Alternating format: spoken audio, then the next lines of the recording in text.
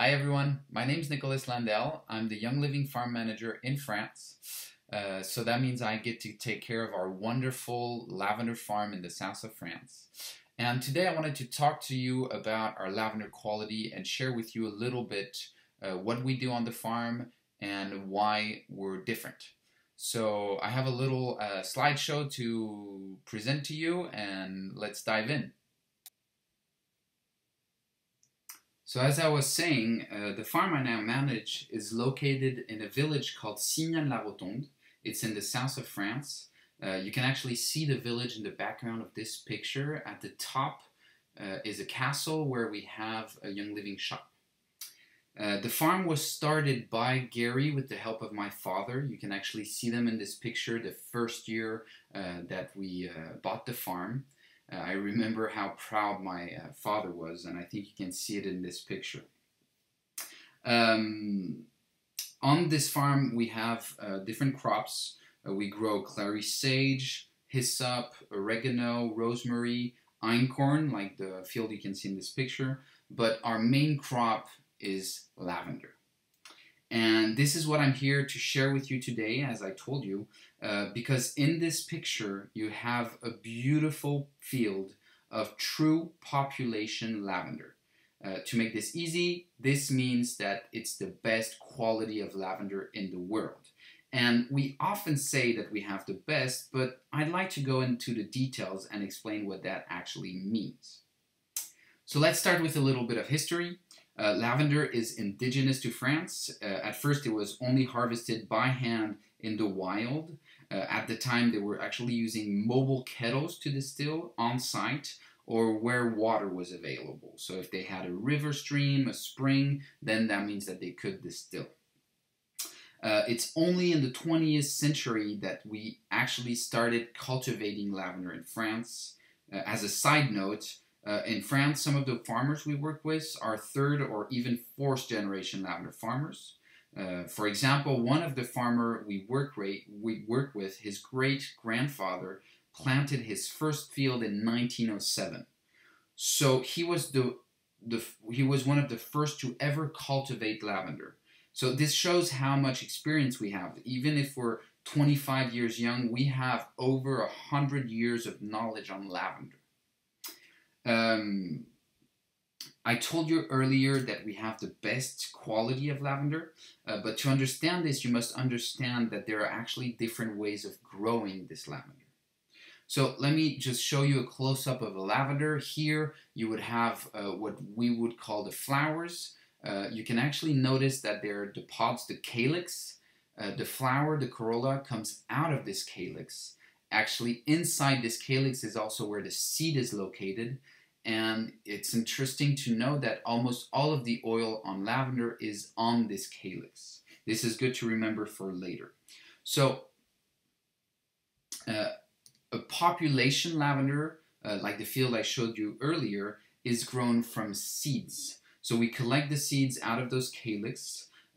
We bring them to a nursery that grows a starter plant, that means a small plant, like the one you can actually see being planted in this picture. And we plant this by hand in the field.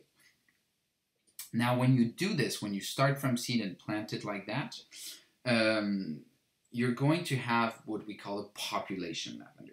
And I'm not going to bore you too much with the details, but I have a simple way for you to understand and remember this, and it's actually a little love story. So when a mommy lavender and a daddy lavender love each other very, very much, they make a seed.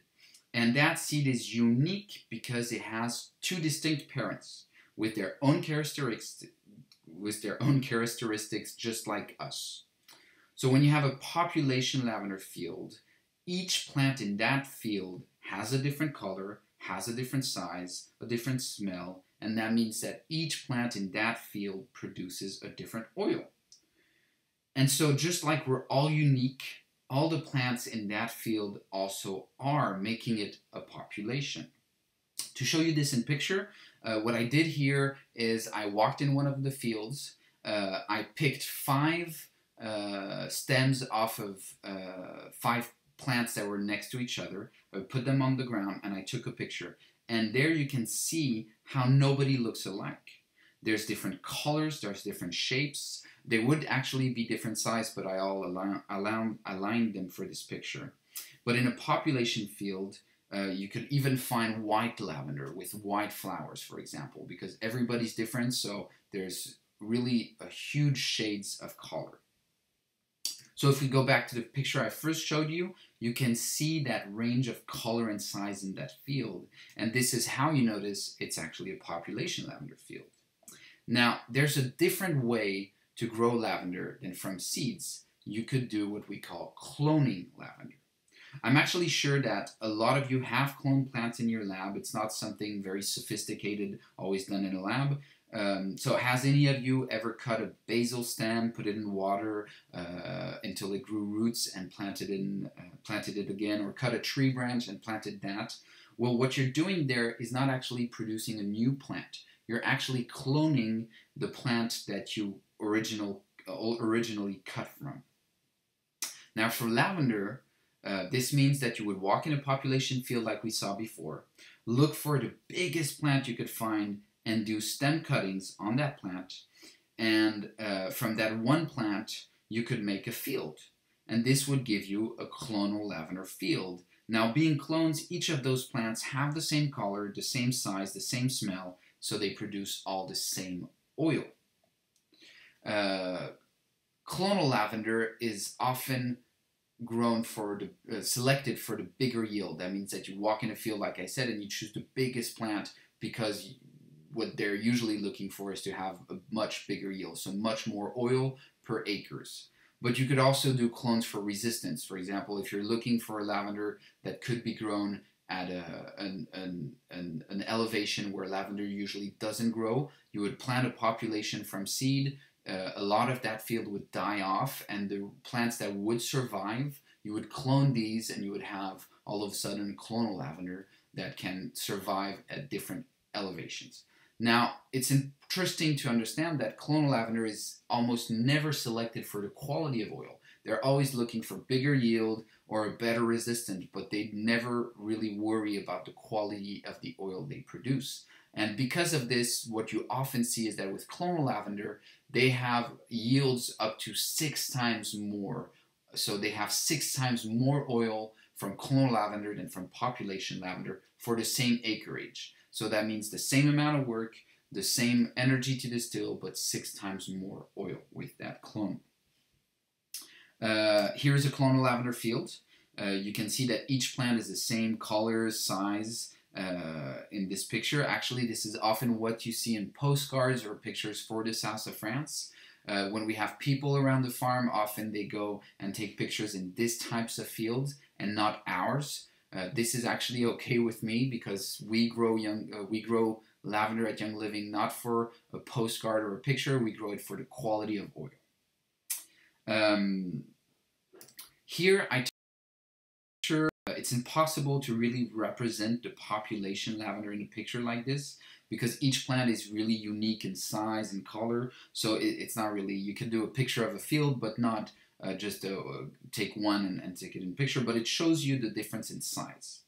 And if you remember, I told you that almost all of the oil is located in the top part, the flowers or the calyx.